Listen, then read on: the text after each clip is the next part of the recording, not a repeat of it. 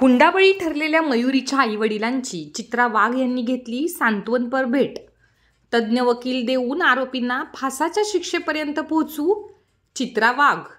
बुलढाणा जिल्ह्याच्या मयुरीचा 10 सप्टेंबर रोजी जळगाव खानदेश येथे आपल्या सासरी लग्नाच्या अवघ्या 4 महिन्यातच मृत्यू झाला. तिने आत्महत्या केल्याचं सासरकडच्या मंडळींनी सांगितलं. मात्र तिची आत्महत्या नसून हत्याच आहे. हुंड्यासाठी तिचा बळी घेतल्याचा आरोप नातेवाईकांनी केला आहे. या प्रकरणी आज भाजपच्या नेत्या चित्रा वाघ यांनी मयुरीच्या आईवडिलांची बुलढाण्यात येऊन सांत्वनपर भेट घेतली.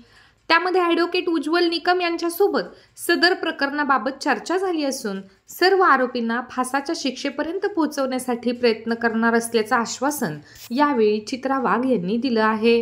लक्षात येत नाही, त्यामुळे सगळं लिहा, छोट्या छोट्या गोष्टी, आणि त्या सगळ्या वकिलांना सांगा. आम्ही तर आहोतच, आमचं लक्ष आहेच. आणि अतिशय वाईट अशी ही घटना, दुर्दैवी घटना आणि तितकीच संतापजनक घटना घडली आहे.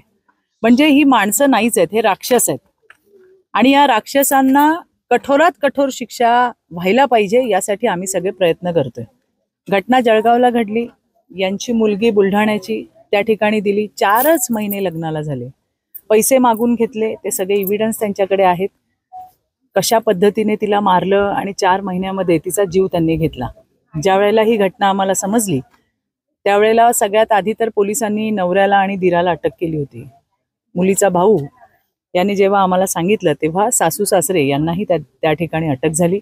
हुंडाबळीचे कलम त्या ठिकाणी लागलेली आहेत.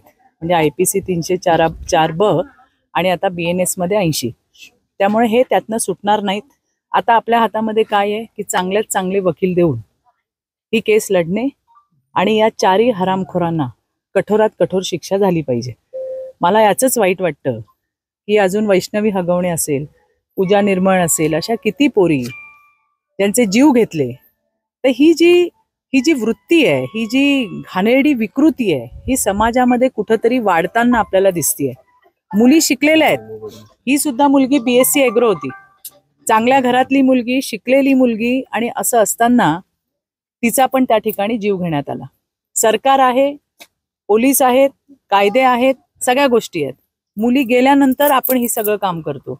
जराही अशा पद्धतीने कुठे लक्षात येत असेल तर मी नेहमी सगळ्या मुलींनाही सांगत असते की तुम्ही 112ला फोन करा. आई वडील लांब राहतात, जसे हे बुलढाण्याला राहतात, ती जळगावला राहायची. काही असतं, पोलिसांना बोलवून घेतलं असतं किंवा आणखीन काही मदत करता आली असती तर कदाचित मयुरी आज आपल्यामध्ये असते.